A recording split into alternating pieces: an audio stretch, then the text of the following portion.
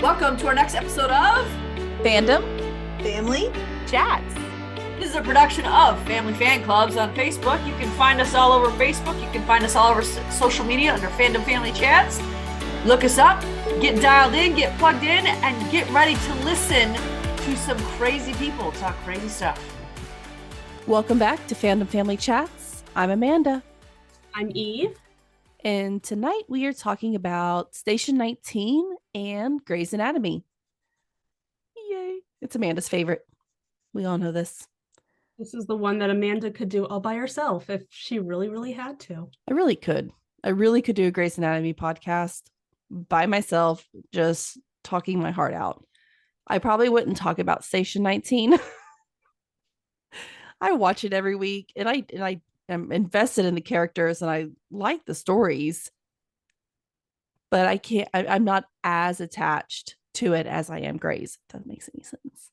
Station 19 has been my favorite not my favorite of all of our shows, but I've liked it more than Grey's Anatomy the last couple seasons. But this season, with Grey's being as good as it has been, I'm starting to Grey's more again. So yeah, which is it's a good feeling because season 17 and 18 of Grey's almost just broke all of us true Grey's Anatomy fans. It almost broke us.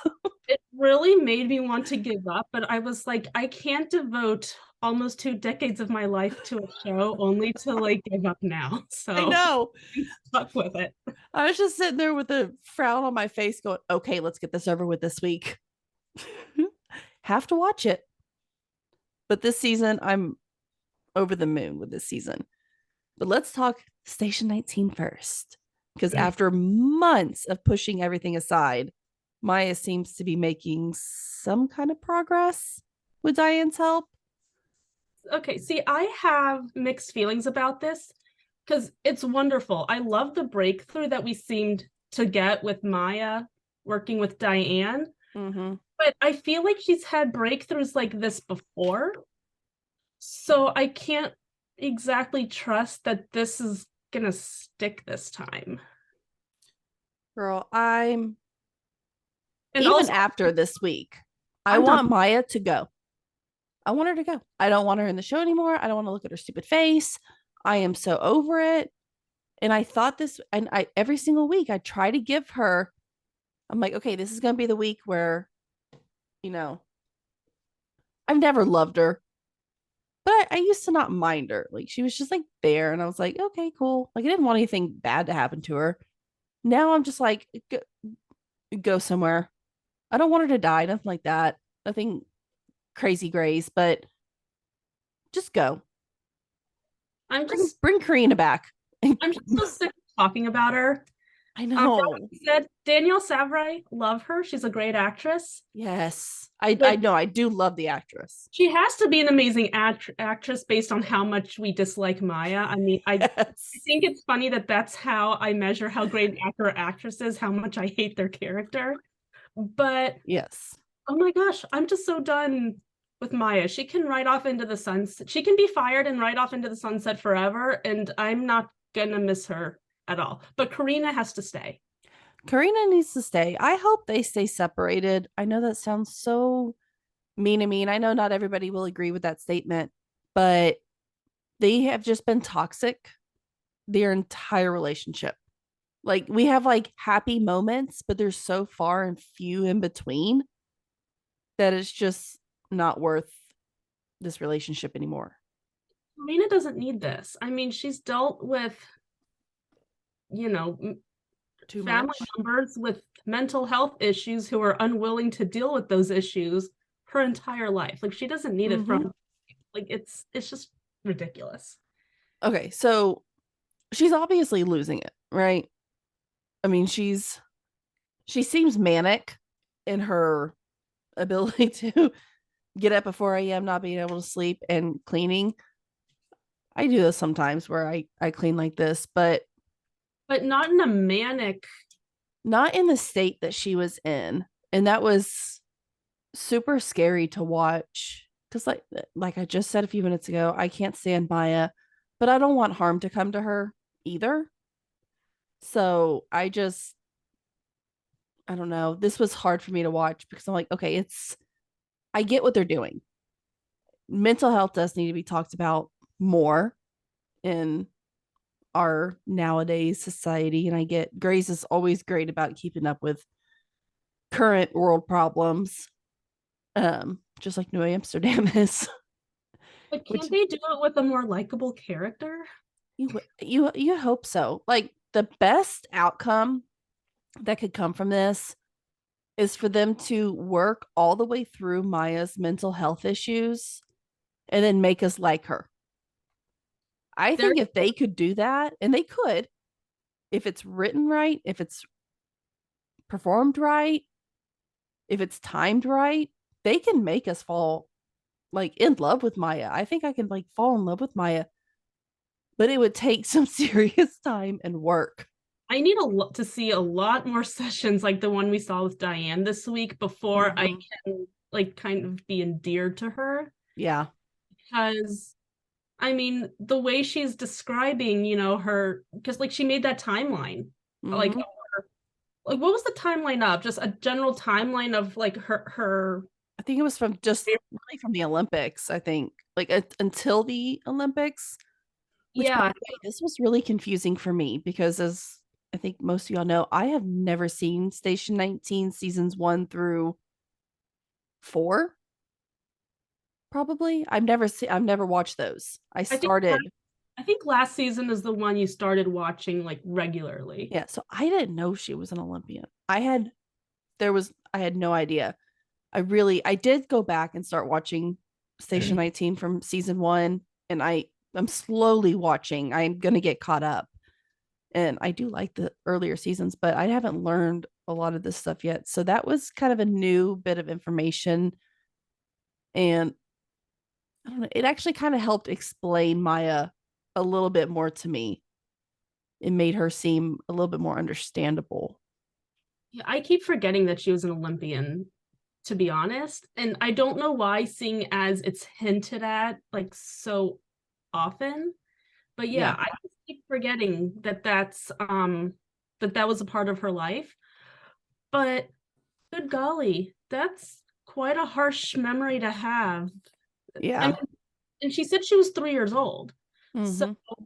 like my earliest memory is probably like around 2. So like 2 or 3 is when most people have their earliest memory, and to have that be the Yeah. earliest memory you have of your parent, like that's kind of screams, Yeah. you know, I mean, this is unstable. where the base of her issues began, which I love that Diane was able to get through to her on that first session that far back, which is almost not heard of. But in Grace World, let's go with it.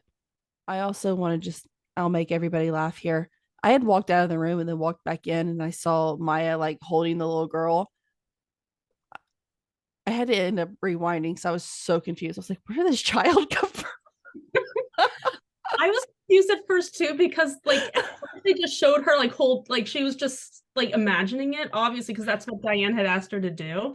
And I was like, I was like, this is gonna be awkward to watch. And then there was like an actual like her like like her 3-year-old self she Yeah. was holding, and I was like, never mind, let's go back to her holding nothing because this is weirder. No, that's why I walked back in the room. She was actually holding the child. And I was like, okay, I think I missed something. I had to like rewind and like watch again because like did we have like a 4-year time jump and I just missed it? I was like, did she have a child and she like didn't tell anybody? I was like, no, that kid would have been too young. But anyways, to get past Maya, I think she's made great strides this week. I do not agree with her being able to go back to desk duty. I don't think she was even ready for desk duty yet, but I'll trust Diane on this, I guess. I guess. I mean, I was shocked when Diane like kind of cleared her to do desk duty. I was like, after what you just saw, are you sure? I'm like, she was just holding an imaginary child, and now you're just letting her go back to desk duty? And also, it's been, I don't know how long it's been since she was hospitalized to now, but this was her first session. So I'm guessing it really hasn't been terribly long, but you'd think No. that isn't there some kind of protocol? Like you need to go to so many like therapy sessions before we can consider bringing you to desk duty? Like, I don't think she's in the right place to be there. I don't either. I thought it was way too soon to make her not make her go back, but let her go back. That was I do not agree with that. And I'm interested to see how that goes. Is it going to go smoothly or is it just going to completely tank and make her go backwards? Or is it not going to go at all? Because does Beckett even want her back? Like, or does I don't think Beckett wants anyone there. Oh my gosh. Speaking this Beckett, man. Beckett needs to go too. Maya and Beckett need to just go off into the freaking sunset, and then I would be a lot more happy with Station 19. At this point, when I was thinking about this earlier, I was like, who do I hate more? Like, if only one of them can leave, like, who do I want to leave more? And I couldn't pick. I'm like, no, I want both of them gone. Like, I hate them both so much. I would rather have Maya gone than Beckett Oh, at this point. I will say I feel like Maya can change my mind more than Beckett would be able to change my mind. But at this point in time, I feel like the drama with Beckett is a lot less annoying than the drama with Maya. Does that make sense? yeah, I feel like It doesn't get under my skin as much. I feel like the Beckett drama is at least entertaining, whereas the Maya drama is just like, please, good Lord, make this stop. It's just more it's I don't want to say cringy because that's not the right word. I'm trying to feel like she's just I want her to want the help because she's obviously struck. We're still on this Maya thing, but I just want to make my point clear. Like I feel so bad that she's going through everything that she's going through, but she's got to want the help to get better. She has to want the help. And right now, I feel like she's just pushing everybody away and not wanting the help. And I don't know. I feel like Diane is the one who will figure this out. I don't think she needs to be done with her sessions with Diane. I think she needs continued, obviously. But back to Beckett because I'm just going to still go on my Maya type. Oh my gosh! Tirade. Wow. Yes, what you just said. I'm done trying to speak about that. So this whole Andy's chat with Beckett, I think me and you kind of had the same thing where he's done being nice. I was confused when he was like, well, first, Andy started off by saying, look, I know you're a good guy. And I'm sitting there like, why? Like, that's new to me. Oh, but I trust you, Andy. Okay, let's suck up. Keep going. And then he says he's done being nice. And I was like, well, have you ever now I'm pretty like, well, now I'm scared because you weren't that what I saw before was not nice. So like, are we saying that you're gonna go like meaner than you already were? He better not, because I feel like he's already skating on thin ice when it comes to Chief Ross. So he's got to watch his back as well. I want him to be out of a job very, very soon. Me too. But also, like, who's back in a job? Yay! My Jack. His little locker. You're welcome. And I was like, what is that? And then I knew it was coming. Yeah, as soon as I saw the you're welcome, I was like, oh God, what did they do to his locker?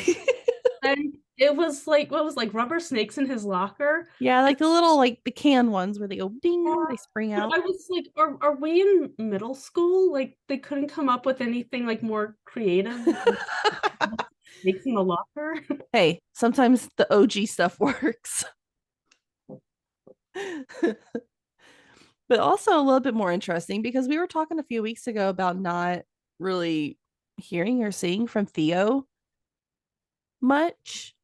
And I like this that this week was we got to see more background about Theo and his past and kind of, where he grew up and people who knew and know him.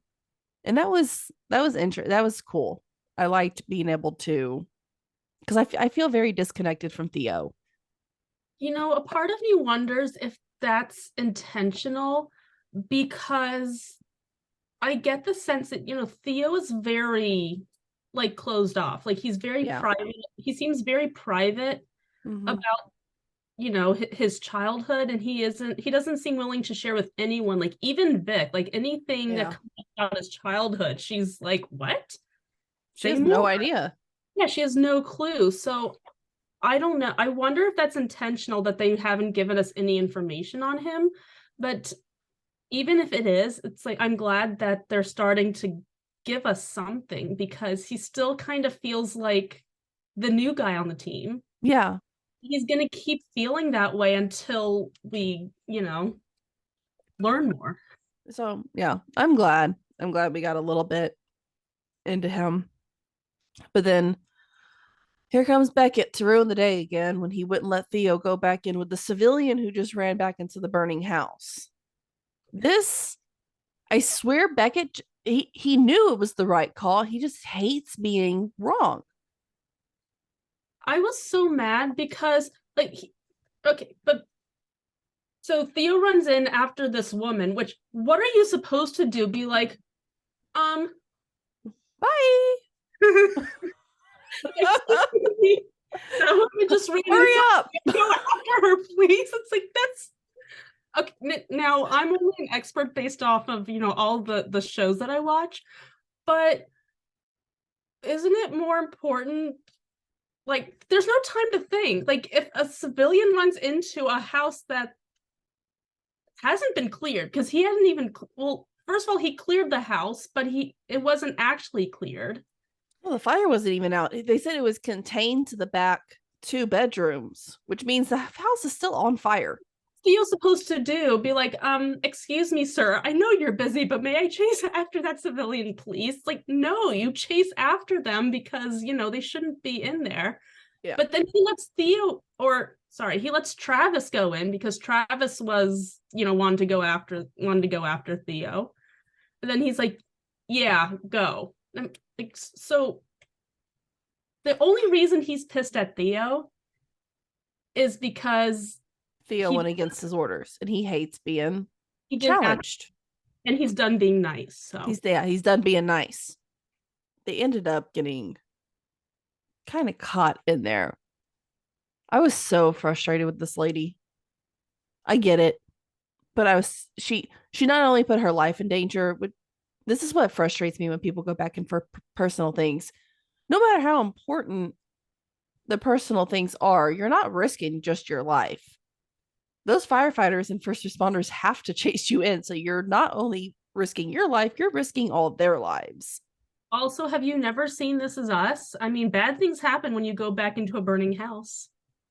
Holy moly. Like that frustrated me with her, but we did that because now Theo's on desk duty because he was a bad boy and didn't listen. But I love what he said to Andy, though. It perfectly summarized everything that Beckett's about. It's like, hey, what happened? No one respects him and he's starting to realize, and he just storms off. I'm like, well, if that's not the single sentence you could use to, if that's like the elevator pitch of who's Beckett? Well, no one respects him and he's starting to realize it. Done. That's his whole personality. Well, maybe if he was a better captain, people would respect him more and they could all work happily together. That's what frustrates me is they don't mind answering. Like, none of the people in Station 19 mind answering to the captain. Whoever the captain is, they will answer to him. But he makes it so hard to want to listen to him or follow his directions or anything. He just makes it difficult to work with. And it's just, I don't know. He really. The odd times that Andy is the one in charge, everything goes smoothly. Mm-hmm. Gee, I wonder why. Yeah, I mean, and also at the beginning of this, we got Chief Ross who came in and talked to Beckett about that too. I mean, so she's obviously seeing it. And I don't know, she seems to be on everyone else's side too. Like she's willing to listen to everybody. So I feel like if she gets enough complaints about how they're being treated, like she's not going to be able to defend him anymore. No, she's not. But I didn't mean to get off on Ross. It just popped into my mind when she went and talked to Beckett this week. He's got to be caught with that alcohol soon too. I feel like that's going on too long. It has to be coming to a head, right? It has to, because it's every single episode after a call, or like at the end of, like at the very end, he closes his blinds and he has his own little happy hour. Yeah, like what? But going back to Andy and Eli, which they gave a little bit of comedy in this. They're a little bickering back and forth. I don't know why it cracks me up, but it cracks me up. You know, I don't know what it is about Eli. He's just, every time I see him come on screen, I'm like, oh, okay, this is going to be a fun storyline. Because he's just so, I don't know, it's funny. It's like he's so full. It's like he acts like he's so full of himself, but he's not obnoxious about it. It's just really funny. He is not. I keep going back and forth with this leaking the story about Dick and Kitty. I keep going back and forth on this because I liked that it was leaked, but also at the same time, I don't agree with it being leaked because it was a Crisis 1 call, and that really and honestly does not look good for Crisis 1 of calls being leaked. Especially with Travis's platform, and with the firefighters union, with him wanting them to be as big as supporters. I mean, leaking confidential information from calls while you're on the job, that's not a good look. No.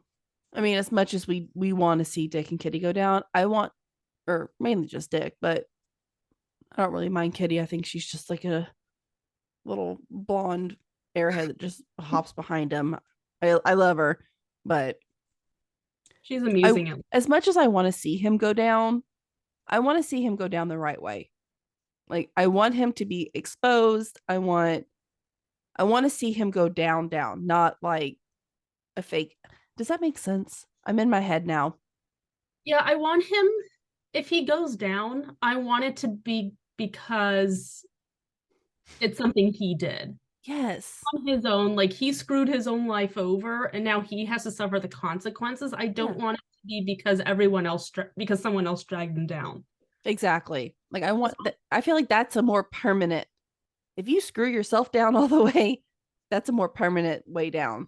Because he's a terrible enough person that if they just back off and do it the classy way, I think we'll see him crash and burn somehow all on his own. You hope so. I hope so. But also, there's probably a lot of politicians out there who that should happen too, and it never does. So we won't get into politics, though. What I thought was funny was, they're going back and forth. Andy's talking about how important it is to Travis to, be a firefighter. Like, that's what he is. And that's why he's running. And then Eli's just like, I don't care. I'm here to help people win elections. And I'm like, you know what? I don't know what, like, again, I don't know what it is about him. If it was any other character, I'd probably be like, get out of here. I don't like him. But no, it's just so funny. He's like, I'm just here to win elections. I'm like, you know what? You're just so charming. You just say whatever the heck you want. It's okay. That's because he won us over at the very beginning. He won us over with his little witty charm. That's what it is. He has like good witty charm. That's what it is. But also his little fun trip down the pole. Well, that was funny. Happened really fast. Like, what happened? Like, Andy was joking about like, why don't you give it a try? And he's just like, okay. And he goes down. She's like, no way, I was kidding. And then he dislocates a shoulder or something. He hurt himself. I didn't mean to laugh, but it was funny. Because I feel like that's what would happen to me if I tried to go down the pole. It would not be smooth. Oh, yeah, I would definitely break something. Something would be dislocated or broken. No, nothing would be dislocated. I would be broken. Shattered. I'd be shattered. In the meantime, he's at the bottom. He's like, you should call 911. She's like, well, Are you kidding? I'm exactly who would show up. I am 911. Like, I am 911 and you're at a fire station. Get up, walk it off. But he needs to get to work ASAP because it looks like karma's coming for our Travis. Yeah, this left a really, really bad taste in my mouth because now Dick is, well, and again, it's not Dick's fault. He's using ammunition that was given to him by Travis and Eli. Yeah.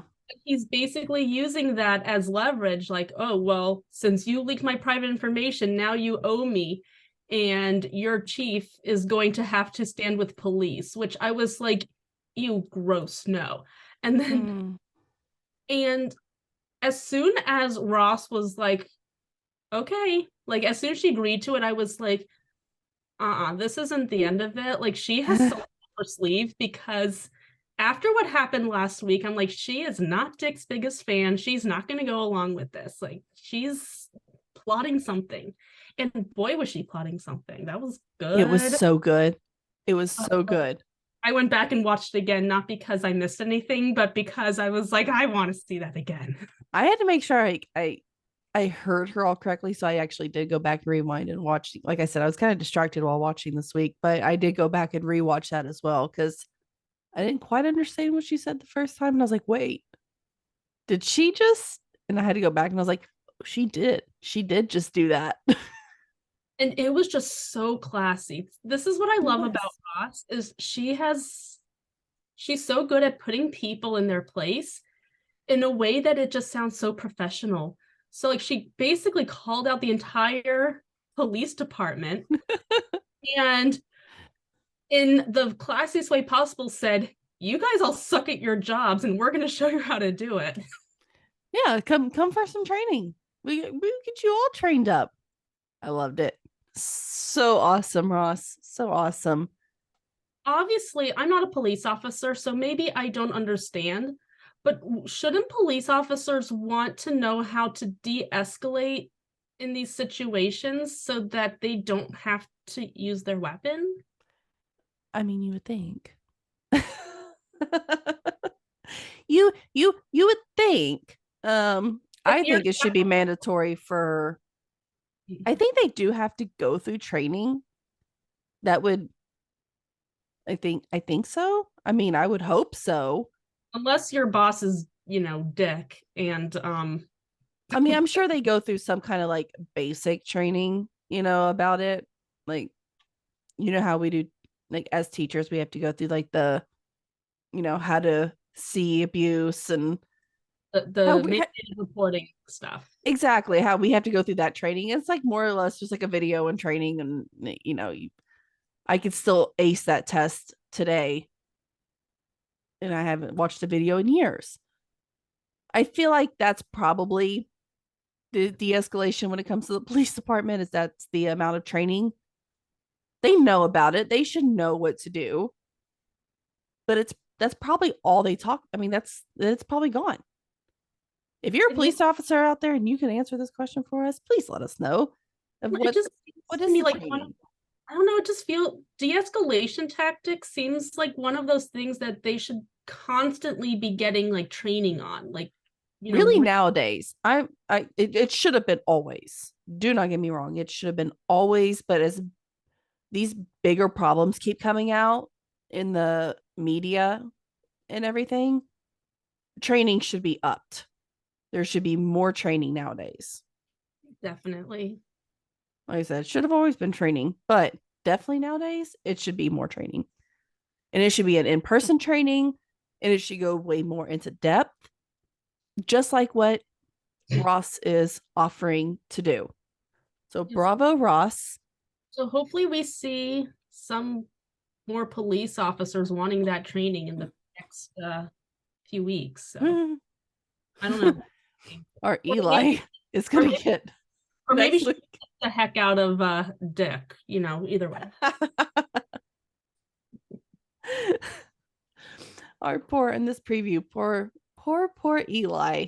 Again, our witty, charming Eli just gets his face punched in. In the meantime, he's there in a sling. And then he gets I'm like, this poor man. Like, did nobody tell him? Like, I guess we'll find out next week. He didn't go through his training. Nobody told him the part about where he has to stay in the vehicle. Or did they? Now, I was really nervous about next week's episode because they didn't show a preview.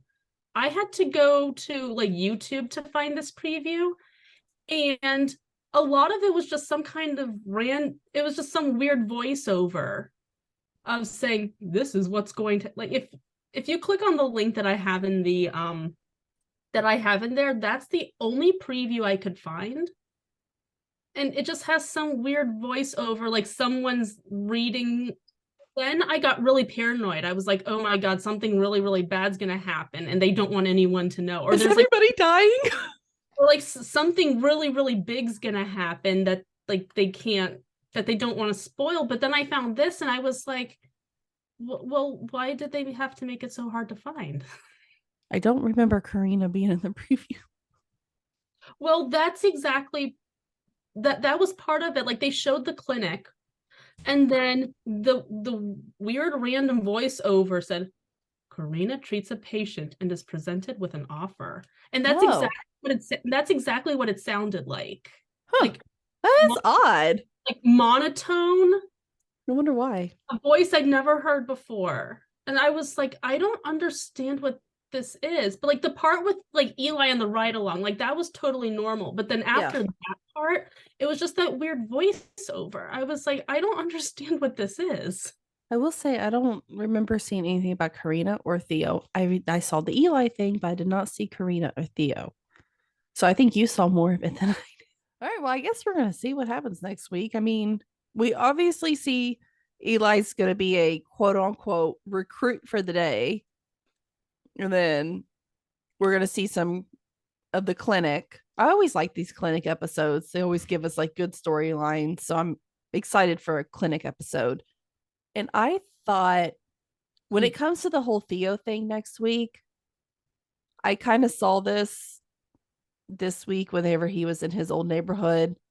I didn't think that was going to be the end because the people on the outside trying to talk to him, it just seemed like it wasn't going to be a one-off episode to do with his old neighborhood and old friends. So that makes sense that they're going to bring it back into next week. And we get a little bit of a Chicago action with the, investigating the fire, all these fires. Maybe we'll see Severide. Maybe this is where Taylor Kinney went. Maybe the real reason he needed a leave of absence is because he's coming to Seattle.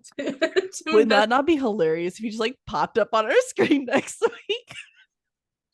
Totally different creators and showrunners, totally different networks, but it can still happen. If that happened, my mind would probably blow. I'd be like, that's it. He went from NBC to ABC overnight. It works. They are all in the same world. Oh no. But I'm actually kind of excited for next week. I like I told you earlier, I like Eli, so seeing him get punched out was kind of funny. I'm all for it. I want to see him get punched in the face while he's in a sling. Like that's physical comedy. I'm all about it. Oh yeah, for sure. Okay, so we are headed into Amanda's favorite, Grey's Anatomy, and I figured maybe we could just start with and wanting to surgery because I don't know, the whole time I was like, what are we doing? What is this? Okay, there's a few things I kind of want to put out here before we like really dive into this. Season 19, as we said at the beginning of Station 19, season 19 has been so wonderful of Grey's, but they have also changed a lot. They kept a little bit of things.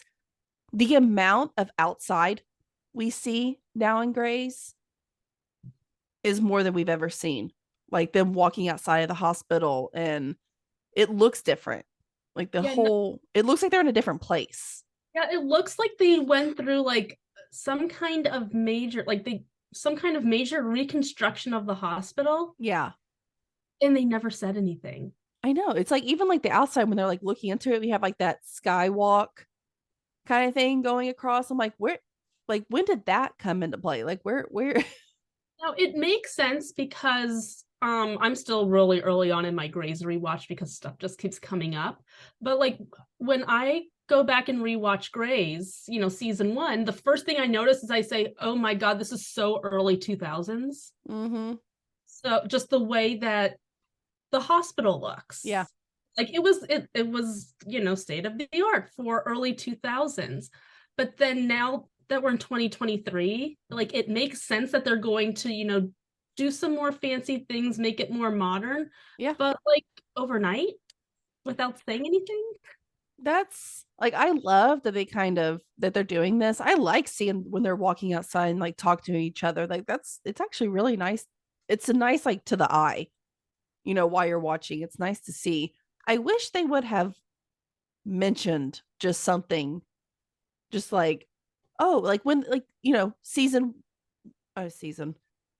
episode 1 from the season, they should have been like, oh, we did, oh, it's so much better now that construction is, you know kind of getting out of the way. Something, just mention something, because now we're getting all these different areas of the hospital. It looks different, it feels different. I'm not complaining, I like it, but I wish they would have mentioned just something so I don't feel like I'm going insane. Yeah, because I thought I was missing something. I was like, wait, what is this? Let's see, like, what is this location? And where's that? What is this? So I didn't say anything because I was like, I don't know, maybe I'm just stupid and I missed something. But No, I've been kind of noticing it a little bit, but some for some reason, when Richard and Teddy were kind of like walking up and talking at the beginning of it, that's when like my brain was like, we're getting so much more outside time, outside time at Gray's, which our doctors are getting some fresh air. it's a fresh air. I loved this Teddy getting to be chief storyline this week. I don't know how hard I laughed between Richard, Teddy, and Amelia. And Bailey too. And Bailey too, with their little head poking. But yeah, so and we start outside with Richard saying, okay, well, I need your answer. And Teddy's like, well, I have until 6 to think about it, right? Okay, see you later. But she also makes some really good points. She really does. And I was actually completely on Teddy's side of this. I'm like, and Bailey's side. I was team Teddy, team Bailey. Nobody else wants this job. You're having to pretty much like beg Teddy to take this job, but you're going to give her barely a pay raise with a ton more work. And then Bailey's just like throwing all these negative things. I was like, what are you doing? And I was like, shut up, Bailey, or you're going to have to take it back. Well, and then we have Owen in the mix who's kind of pushing her. It's like, you'd have an assistant and you'll have all of this and that and the other thing. And she's just like, Richard told you would be head of trauma if I take this job, didn't he? And he's just like, well, no, yeah. And I knew Richard was going to be like, I'm just going to take it back over. But I almost thought he was serious for a minute. I was like, oh. He was like, I'm taking over the residency program, and I'm doing chief of chiefs and the interns. Why don't I just take the? He's like, because I love it. I don't need the pay raise. I was like, no. Richard, what is this? What are you doing? So Bailey helps Teddy. I mean, she tells her what she needs and what she should ask for. And I thought all of it was reasonable. Like, honest to God, I really thought everything was really reasonable of what she was saying. Seeing Bailey just coach her on this and her little head poking in when Richard's talking back to her, it was all brilliant. I didn't even catch on that Bailey sent Amelia in. I thought Amelia was really going for the job, and I was like, what? Me too. That's why I was so confused. I was like, I never got any indication that she would ever want this job. Like, what is this? But then after the fact, I was like, Oh, okay, this makes sense because that's how negotiations work. You ask for more than what you actually want, Yeah.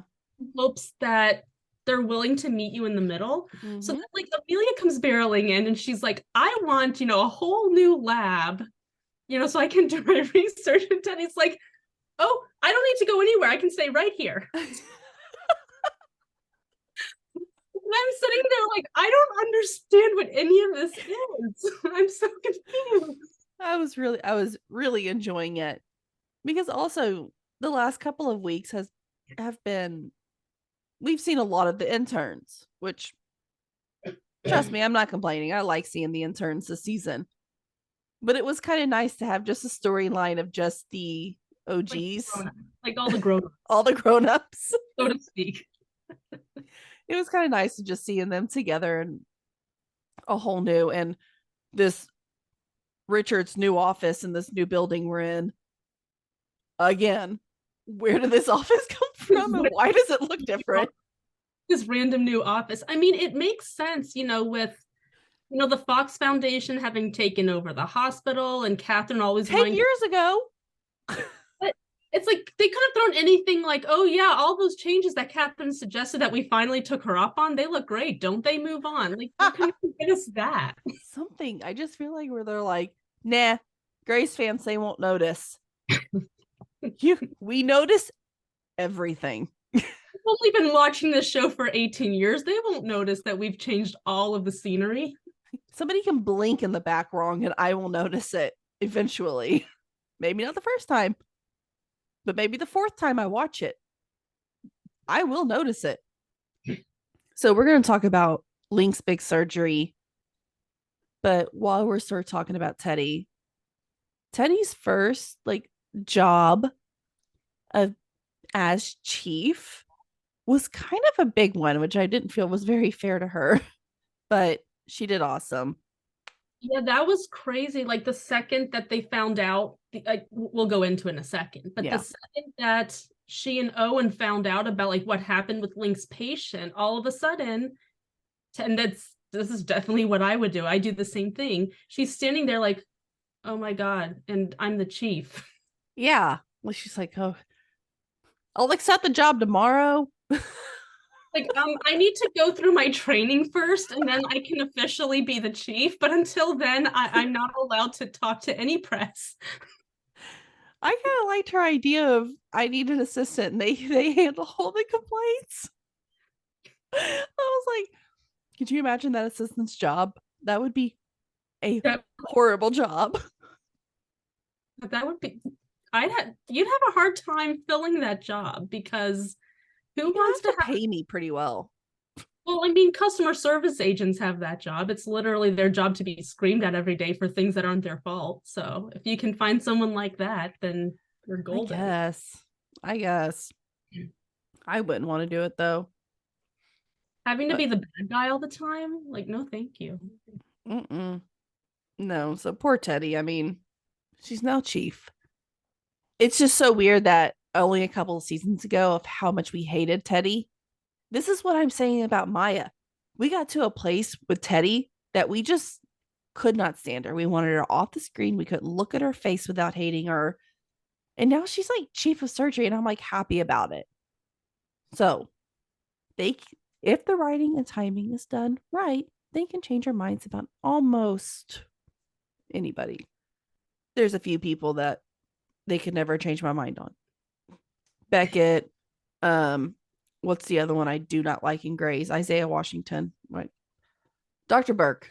Oh, I was so mad when they brought him back, even for like that one episode. I was like, I thought he was gone forever.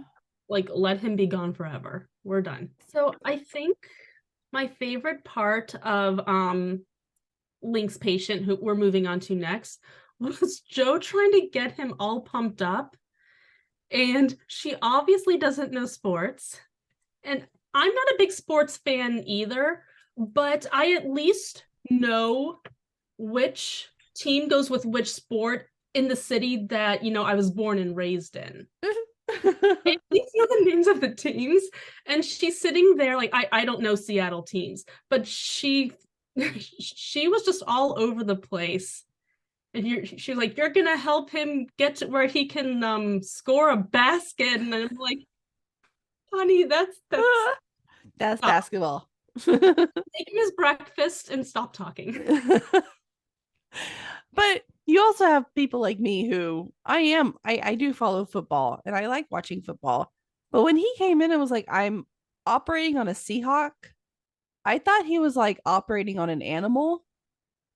Just be it on a it was the writing. It was honestly how he said it. It was just like so like, well, I'm working on a Seahawk today.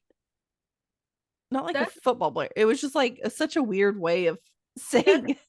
that's so weird because I'm not a sports person at all. And when he said he was working on a Seahawk, I assumed it was a Seattle Seahawk football player. See, you caught on. I didn't.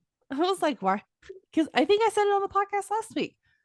Yeah, last week is that a nod to when Izzy worked on the deer? I was like, how are those in any way like related to each other? And thank goodness Jeanette was there because she's the one who made the connection. She's like, not the animal. If it wasn't for her, I would have been sitting there like, I don't understand like what your brain is doing right now. That's what I get for not watching previews. But Joe was so sweet this week of Leakin. I want them to be together so bad. And they keep hinting at it. And I feel like they are. I feel like they are in game. They're gonna be in game, but I feel like we're just gonna have a very slow burn, even though I feel like we've been doing the slow burn for years now with them too. It's always been in and out, in and out, in and out. I feel like now they're kind of at the point where it's just going to be a slow burn, but I don't feel like there's going to be anybody else kind of really coming into the picture. I think it's going to be kind of them two slowly getting together now. Yeah, and I know that back when they were trying to get them together, like when they were doing the friends with benefits thing, I know back then I was like, I don't want them to disrupt that friendship. I don't want them to be a thing. Like they need to move on. But now that they've kind of backed off and like given us time to really see their relationship progress, now I can get on board. Absolutely. I was thinking Sid at the beginning too. I hated it at the beginning, but now I want them to be together. Now it makes sense now that we know them more and we see their relationship together and living together. I want them together. It was way too rushed before, but now that they've taken their time and, let us see where this is going, now I'm like, okay, well, when this happens, and I say when because it has to happen at some point, when they finally do get together, however that happens, I'm 100% gonna be all for it. I am too. I mean, I thought we were going to get a kiss this week. I didn't think we were going to get anything, but I thought we were going to get a kiss. And then that was way too realistic for my taste. Like, that is not what happens on TV. It happens in real life where, someone leans in and the other person's like, whoa, no, thank you. I was like, no. I don't watch this because I want to see real life reflected in these shows. I want to see, like, people be completely messy and then wake up the next morning and be like, oh crap, what did we do? Yeah, that's more fun. But I also feel like I feel like this relationship is more matured without even maturing. I feel like we're just they feel like we're already in a relationship and we're already like a year in, but they don't know it yet. They're in a relationship, but they don't know. I really need someone to point this out to them. Like, you guys do know you're in a relationship, right? Like, I feel like it might be Levi. I feel like Levi might be the one to be like, oh, I thought you guys were in a relationship. Are you not? Oh my gosh. Levi this week. I love seeing him every week. I really do. But his little bicycle this week. I was expecting him to like peer behind like from a bush or something to like see Tank or whatever. What did he say, that like they went to college together, or they went to the same high school? Not they went to high school together. They went to the same high school. It's like, oh yeah, we went to the same high school. I'm like, Yes. When did you go? And where did you go? Because I think there's a distinction that you kind of just conveniently left out. It was a little bit unrealistic for me. I don't feel like Levi follows football. I've never heard him talk about football, be a fan of football. He doesn't seem like the kind of person to be a fan of football. So it kind of threw me off a little bit, but we really didn't see him interact with Tank very much throughout the episode. So I think it was like a funny little moment and then it kind of like moved on. But I was pretty mad and annoyed at Levi last week and I had stayed that way. I still wasn't very happy with him. But this week it just kind of like I'm like, okay, he's so easy to forgive in my eyes. Like he can almost do no wrong. Even if he does wrong, I forgive him too quickly. He just needs to do one funny little scene that makes you chuckle, and I then know. you're like, okay, he's good. All is right with the world. I love you again. We can be friends again. It's okay. And let's talk about Tank. This story really did break my heart. Oh gosh. And I did not see it ending this way. I did, because they were talking to his mom at the beginning and she's like, you take care of my baby. I'm like, oh God, he's gonna die. I thought it was just going to be a on the close cart. call. I knew it wouldn't go smoothly. Like when Lincoln was like done with the first surgery and everyone was like clapping, I was like sitting back and like waiting for like the machine to like or something. I knew something was going to happen. It couldn't be that easy. I didn't think he was going to die. I didn't think he was gonna die necessarily. I knew that something really bad was gonna happen. I thought they'd save him though. Yeah, but what And then happened? like call his mom and be like, okay, it was like touch and go, but he's all good. Yay. No. You were doing CPR on him for what was it, like half an hour or something? No, it was more than that. It was like over an hour, I think they said. Isn't that exhausting doing CPR on They someone? had to have switched out. You can't do CPR for over an hour by yourself. That's a long code. It went on too far. Like if you work in hospitals, like I just need to know like how long are codes allowed to like continue on, because that seemed excessive to me.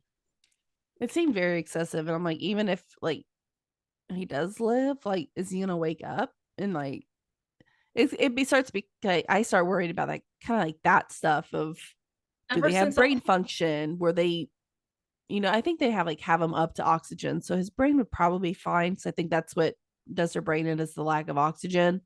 I just get nervous ever since, I saw The Resident, because of what happened to Devin on his first day of the job, where he brought this woman back and she ended up having no brain function. So, Mm-hmm. I don't know. It was sad. This little storyline was so sad. He's from Haiti, and he's all he wants to do is bring his family over here and build them up and get them taken care of. I don't believe he was very, very old either. I think he was in his very early 20s. He said he was 22. 22?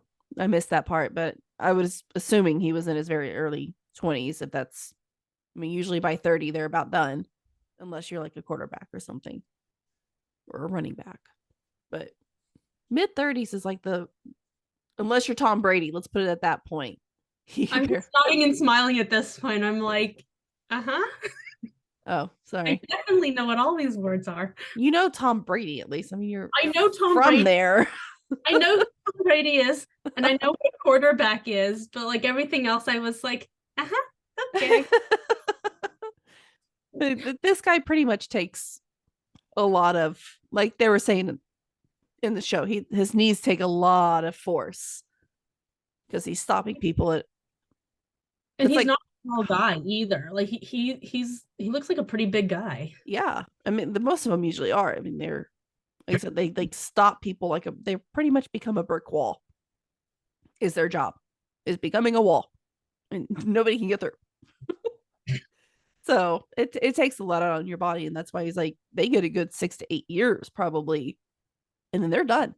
That's kind of a scary thought of you work your entire life, and then being able to work 6 to 8 years and you're done. What are you gonna do now? It's kind of a scary. That's just so like unfathomable to me, because it's like these guys, they spend their whole lives, like Mhm. from when they're children all the way through college, like into adulthood, fighting to, be a pro football player, and then you're in for 6 years and then you're done. I'm like, all of that for just 6 years? Like, what do they do Mhm. next? Like I said earlier, there's other football players like, the quarterbacks or the ones who take less of those major hits. It's pretty much the hits. They can play longer. But those guys, I don't know what they do for the rest of their lives. They're gonna have to get a normal day-to-day job, I guess. I just felt so bad for Simone and Blue, especially Simone, because she really made a connection with him. Yeah. Link is just so distraught over all of this Mm. that it seemed, I guess it was up to Simone and Blue. I don't know how it got to the point where it was up to Simone and Blue to call Tank's mother, but I guess she kind of took it upon herself to call. She I had was like, asked him because she had talked to the mother earlier. And yeah, so she already felt like she had that kind of connection with the mom. So it was only fair for them two to call because they had already talked to the mom before. And gosh, like also, I, Simone gave me one of my favorite scenes this whole week because I love my elevator scenes. I saw it. I'm not even joking. I saw it. I was screaming, elevator, elevator. I was like, yes. I'm like, finally. But then they get back to the house. They're, ready to, do their thing.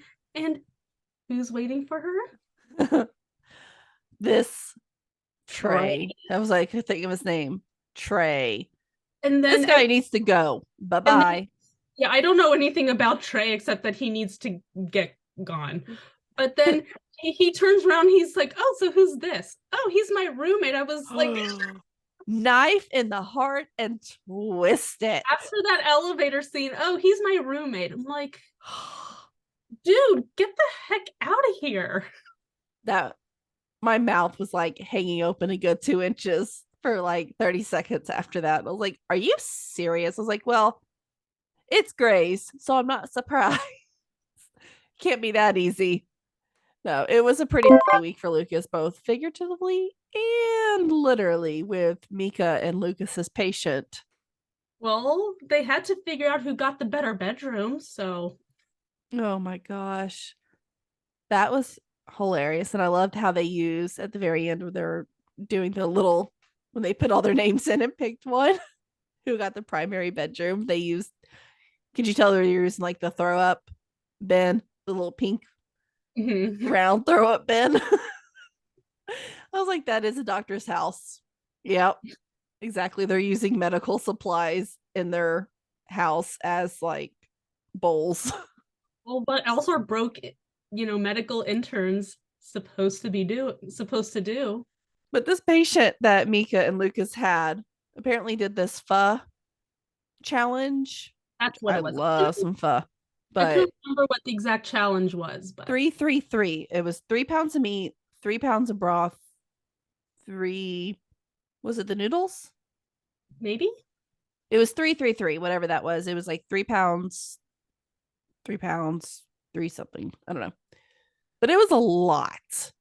And he was like on day 5 of not being able to use the restroom, I think. It had been a lot of days. It had been like concerning number of days since he hadn't used the bathroom. Yeah, and I mean, that you saw that scan. He was pretty backed up. And he was in a lot of pain too. I was like, this cannot feel good at all. No, I mean it's kind of a funny thing, but it's a serious. That's a lot of pain. I mean, poor guy. But he went straight back to it after he got his enema, and Mika ended up having to do the enema. That was, I liked a little bickering back and forth. I'll just do it. She was really into like this whole competition in the first place. Like he left to go back and she was like, "Okay, see you later." I'm like, "No. You're the doctor. Be the responsible grown up here. Tell him that he needs to go home." Nope, she was just like, okay, cool, go do it. They definitely gonna be doing rock paper scissors next time they see his face walking in. But also, Jules, She which, lucked out on that one. oh man, she got a lot better of a patient than Mika and Lucas did this week, but also heartbreaking. This was a heartbreaking and so hard, but I really liked watching Jules and Joe work together. I don't feel like I had seen them kind of interact much, but I really liked their chemistry on And screen. I feel like Joe is just such a good teacher. Yes. She It's, oh, like she tells them what to do and like how to do things without being like super bossy about it. mm-hmm. She wants to teach. She wants the younger generations to learn. Yeah, I knew like the second that she was talking to Sierra was the patient's name. Yeah. Like when she was telling Jules everything that was going on, like just the way that she was interacting with her kids. Like obviously she seemed like a great mom. Yeah. I'm not saying that, but it's like something was off. It's like I could Overwhelmed. she was overwhelmed. She wasn't all there. I was like, there's something else seriously going on with this woman. Mm-hmm. And I was like, I bet Jules is gonna be the one to get it out of her. Yeah. I felt like it had something to do with postpartum depression. I had it with both of my kids. We've talked about that, I think, probably on Grey's Anatomy before, because postpartum depression I didn't know it was a thing before I got pregnant. I had no idea. I didn't know anything about it. Nowadays, Whenever I feel like we're at least getting some information out well, about it. thanks to these TV shows putting out so with all of these postpartum depression storylines. Mm-hmm. It's I mean, needed. I mean, I don't have any experience, but I imagine it's starting to make it easier for people to feel okay talking about it because Yeah. I mean, there's been a lot of shame behind it. Yeah. I mean, she fully admitted that the thoughts that she's had when both of her kids were born about, it's a hard conversation, but the thoughts that she had about her children after they were born and her not wanting to carry out this pregnancy because she knows those feelings are all going to come back. And she's right. The more times than not, yeah, she is going to have those feelings come back. I feel like she made the decision that was best for her and her family. I loved the way that Joe and Jules were able to handle that situation, the way they spoke to her, the way they accommodated, you know, the volunteer helping with her child that she already had there. This whole storyline was done very well. It was tastefully done, nicely done. I really it and sometimes these situations in TV shows are not handled correctly, but I think they did awesome. And Joe Yeah. even compliments Jules at the end, which I thought was really nice. Yeah, and Jules just and like she was just so taken aback because we've been learning a little bit about her past. I mean, we learned some last week with her hippy dippy parents wanting her umbilical cord, which at the time I was like, well, that's super weird. Can't wait to learn more about that family. But it seems like we're getting a lot more tidbits that it sounds like she pretty much raised herself. That's kind of the impression I'm getting Yep. because like she said, like she is not used to getting complimented on her work. It's like she's not used to being seen. Yep. I think Joe was the perfect person to relate to that with. And the writers probably did that on purpose. We obviously know Joe's background at this point. We're learning Jules' background, and they do kind of mesh together very well. They're not the exact same backgrounds, not from the same cloth or anything like that, but they do have similarities where I think they can help. Where Joe, I feel like, can kind of mentor Jules a little bit in that area. Well, they both have, I mean, it's different kinds of trauma, but they both have, come from traumatic childhoods in, Mm-hmm. their own ways. So Absolutely. it, I enjoyed seeing them work together. I'm really hoping to see a lot more of them Me too. working together because they really clicked. I wonder if Jules will go into OB. Maybe. I'd like to see that. It may have been a win for Jules this week, but in the meantime, Maggie and Winston. Okay, back to the whole theme of I can't stand these characters. I am so sick. Okay, I love Maggie. I mean, I don't love her very much, like right now. I like Winston. I'm so sick of talking about Maggie and Winston week after week after week. I feel like they have been their own separate topic on our little outlines Yep. for this entire season. And I'm so exhausted just talking about them.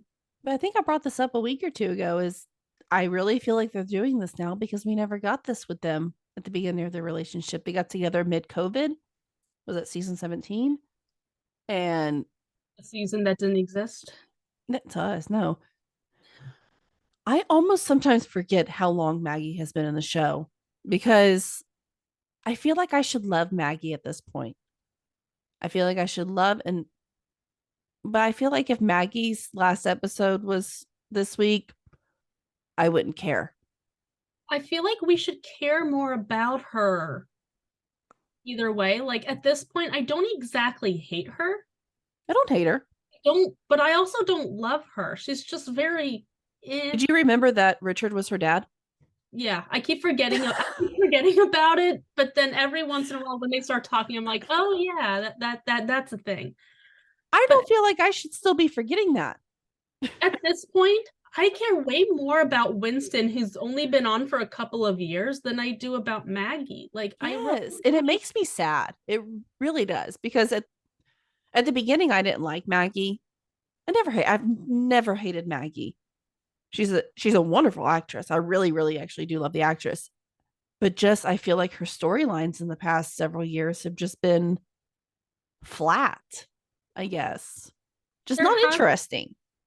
Yeah, she hasn't been, and I don't know if it's just the way that the show's being written, like they just don't, I feel this is what I'm getting. I'm under the impression that they just don't know what to do with Maggie. Yeah. I feel like because she hasn't had like any substance. Like, there are characters who you love to hate, like, Karasik. Yeah. People love to hate him. I loved having him on the show. He was a fun character to dislike. But with Maggie, it's like she's just there. I hate to admit that sometimes I forget about her. And they haven't done anything about her. And you've been saying that you keep forgetting about her. I keep forgetting that she's there. And I feel like that is so wrong because of how long she has actually been on the show. And you've been saying that for several seasons now that you keep forgetting about her. So that's a problem. So I wonder, like you said, if the purpose of this storyline that we really are not enjoying right now is their way of giving Maggie something, but it's not making her look good. No. It's either this is how she's going to leave, as her and Winston are going to break. Maybe she's going to go to Boston with Meredith and the kids. That could be a possibility of them trying to like get him out, but Winston still be able to stay. At this point, I like Winston more than I like it. Same as you just said. I like Winston more than I like Maggie. If one of them had to go, I'd rather Maggie go than Winston go. I'm just really confused because at this point, there's one of two things going on. Either Maggie is just completely clueless about why Winston is so upset with her, or she just doesn't care. She don't care. She feels like she's right, he's wrong, and she's not going to waver. And she doesn't see it. It's like she's so mad at him for like giving up his career. Mm-hmm. I was so annoyed when she said that, you just want to change specialties to avoid your wife. It's like, he's not trying to avoid you. He's trying to save your marriage. Like, why are you not thankful for that? She's made me so frustrated. It's just beyond words at this point. She obviously, now, in a perfect world, her and Winston will figure this out and be great together. Because at the end of the day, I don't hate Maggie. I don't hate Winston. I actually like them together when they're doing well. But when it comes to this kind of drama stuff for this long, I'm tired of it. And I don't feel like it's necessary to the show. Like it just seems so out of the blue when they're like fighting with each other. I forget every single week that they're still fighting. I'm like, oh yeah. It's just so exhausting. It's an exhausting storyline Yep. to watch. I love what Amelia said about their relationship. Silent treatment won't make the hard parts of the marriage easier. It'll only make them last longer, which I love this. I'm I not do saying too. I'm not saying this is weird and I hate it. When did Amelia become the sage advice giver? I'm here I for don't it. know. I absolutely love it because she's been like on it, like with the advice, like she's been giving good advice, like good speeches to people. I like this version of Amelia, and I hope she's here to stay. I love this version of Amelia. I wasn't a big fan of her at all in season 17, which doesn't exist in our brains. Mm-hmm. I wasn't a big fan of her then, but they really did a number on her. They really turned her character around, and she's one of my favorites right now. I love her. I do too. I absolutely love Amelia, which I wouldn't say that a few years ago. I would never have said that a few years ago. I despised her a few years ago, even before season 17. I didn't like her.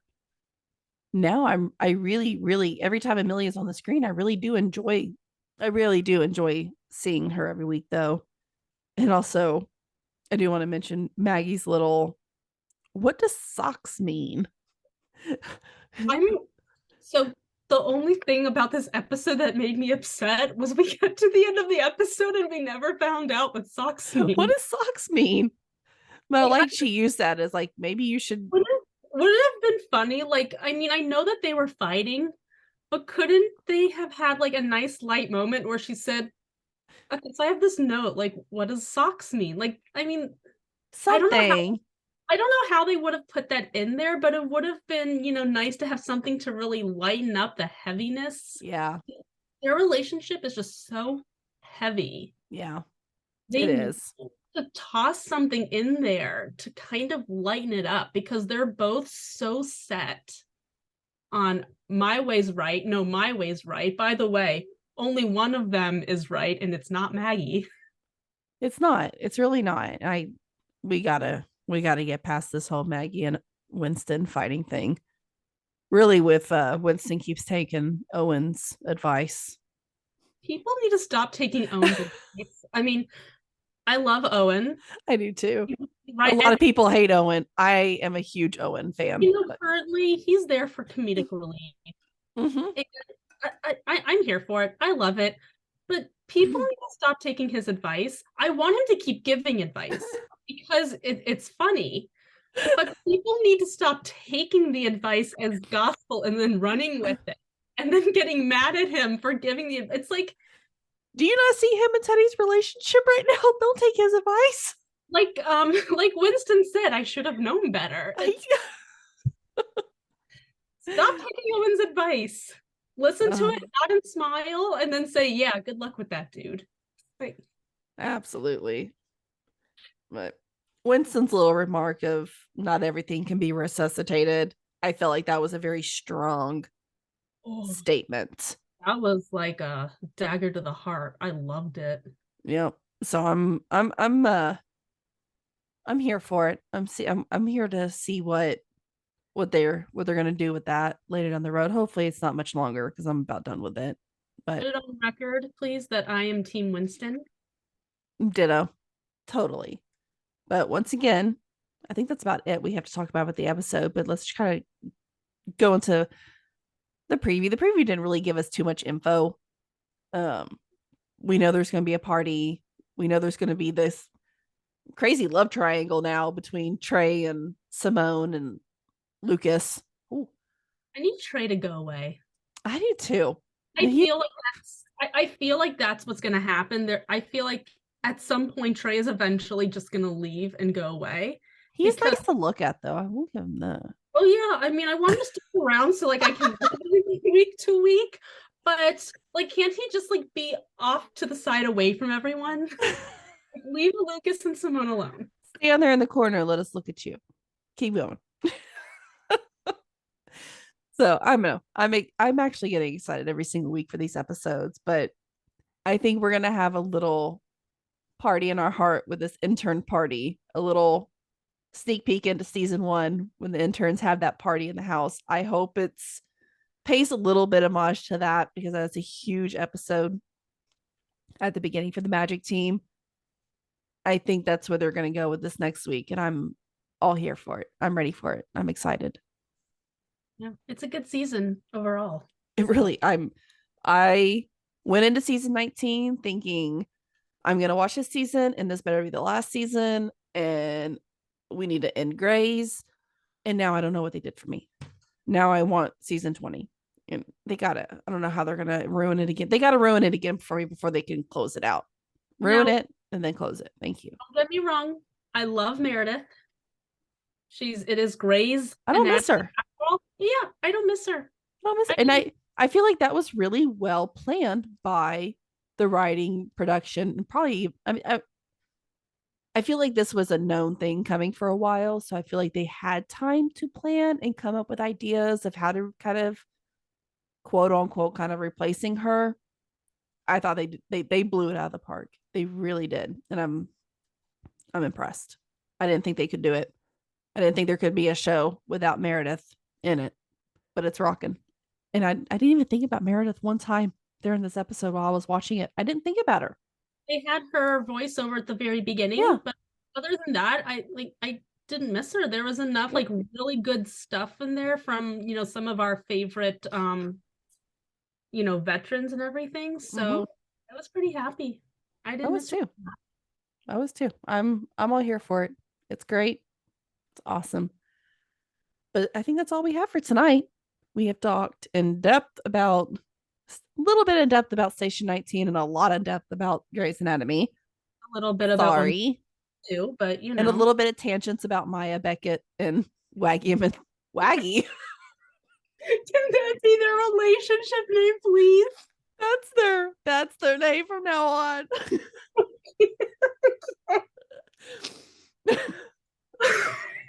I just named them. We have in depth talked about Waggy, and don't forget to check out our socials. Facebook group. Our Facebook group is Grey's Anatomy Grey Family Fan Club. Tune in next week for more episodes. Sundays are our Fox night where we talk about 911 and The Resident when it's on.